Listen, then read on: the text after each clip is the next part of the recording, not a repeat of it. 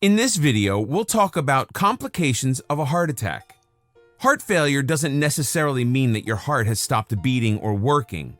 It's a condition when someone's heart is unable to pump enough blood around their body to meet all their bodily needs. Heart failure can cause many complications to all the body organs and parts because when the heart fails, they are starved of the oxygen-rich blood they need to survive. Areas such as the brain, lungs, kidneys, skin, and nervous system can be affected. The veins in the arms and hands, legs and feet, abdomen, and neck can also be affected, often become swollen. Heart failure can cause shortness of breath, especially when doing physical work, with the amount of the loss or shortness of breath increasing with the level of exertion undertaken. Valvular heart disease. This condition is where the valves in your heart that control the free flow of blood are not working properly.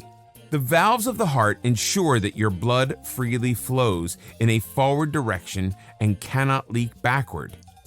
The way in which the healthy heart operates is the same for everyone. The heart contains 4 chambers, with the heart valves placed at the exit of each chamber.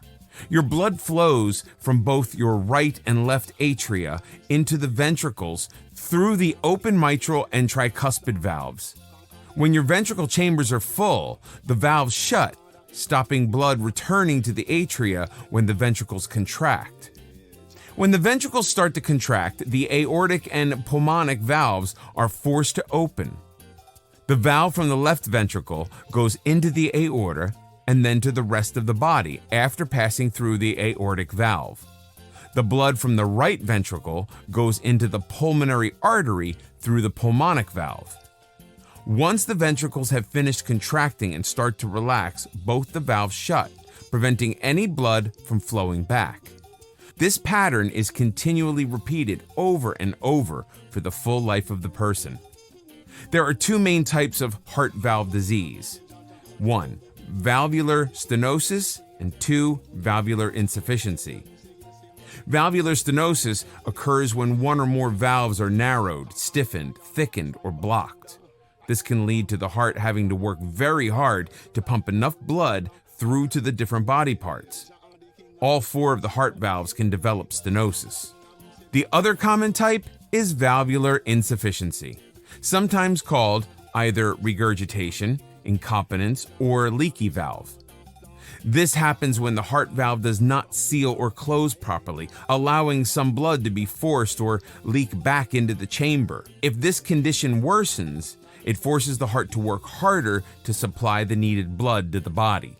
Some forms of heart valve disease are congenital, while others may only be detected later in infancy. Other forms can develop during a person's lifetime. However, the cause is still unknown, but it's definitely linked to inadequate diets and sedentary lifestyles. This form of the condition usually affects pulmonic or aortic valves. Sometimes they can have defective leaflets that are deformed, they're an incorrect size, or not attached properly. Sometimes people are born with bicuspid aortic valve disease. This is where there are only 2 leaflets instead of the normal 3, often causing the valve not to open or close properly or tightly. Acquired valve disease occurs when the valves that were normal at birth and in early life have changed or developed complications.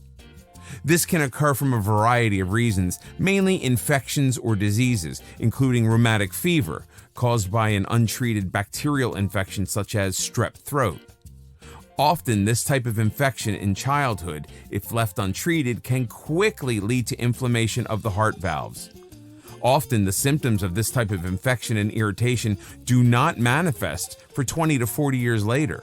Another heart valve disease is known as endocarditis. This occurs when harmful bacteria enters the bloodstream and then attacks the heart valves. It can result in holes and growths developing, as well as subsequent scarring. This bacterium is often able to enter the bloodstream because of IV drug use, dental procedures, surgery, or severe infections. A very common condition is called mitral valve prolapse. This is a condition that is known to affect about 1.5% of the general population. This condition causes the leaflets of the mitral valve to move back into the left atrium when the heart contracts. It also often tends to make the tissues that make up the valve stretchy, causing the valve to leak.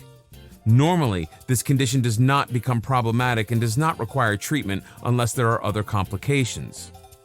Another thing that can affect the heart valves are some sexually transmitted diseases such as syphilis. High blood pressure can also contribute, as can many types of drugs, both prescribed and over-the-counter and illicit. Cardiogenic shock is a condition in which your heart suddenly can't pump enough blood to meet your body's needs. The condition is most often caused by a severe heart attack. Cardiogenic shock is rare, but it's often fatal if not treated immediately.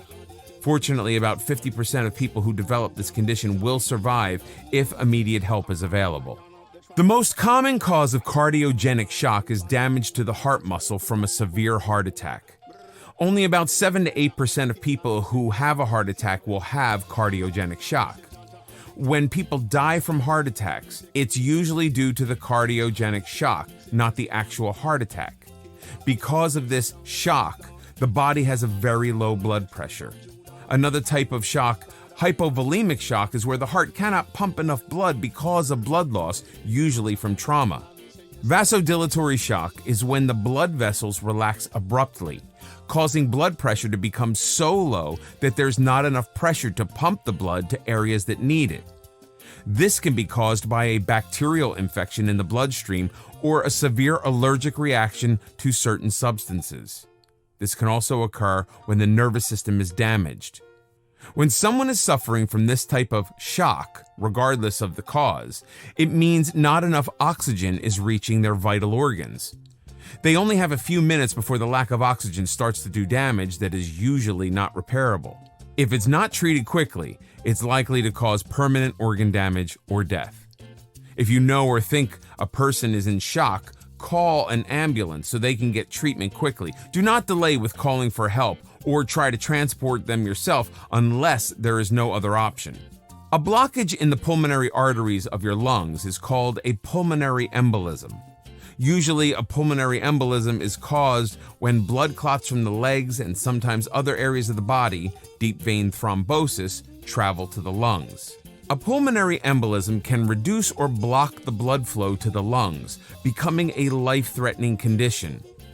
With prompt and expert treatment, the chance of this condition resulting in death are greatly reduced.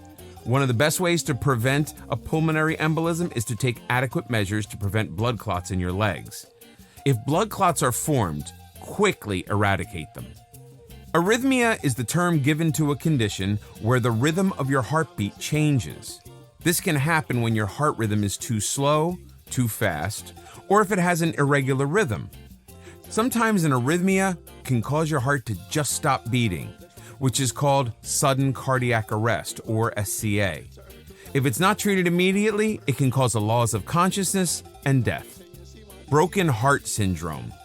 This condition is named because it can happen to someone who has no history of heart disease and tends to happen quickly. The most common signs of this are chest pains and shortness of breath.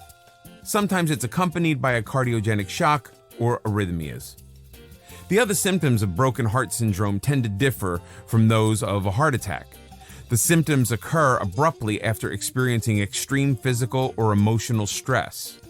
The results of an electrocardiogram, or ECG, which is a test to observe the heart's electrical activities, are usually different from those who have had a heart attack.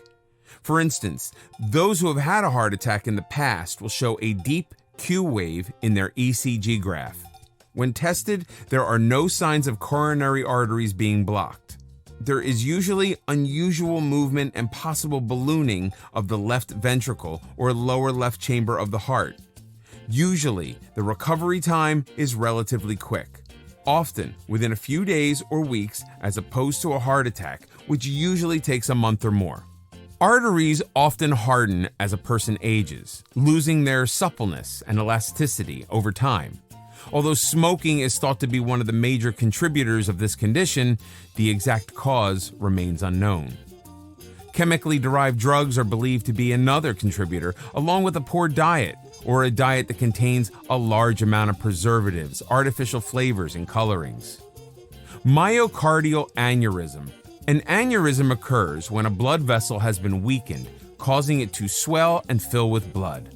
Often these are formed after a heart attack. They often occur around the base of your septum or in the aorta.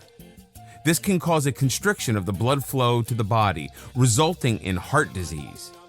Aneurysms become lined with scar tissue, which usually stops them from rupturing. Ventricular aneurysms generally grow slowly. The common symptoms are tiredness, lack of energy, and stamina.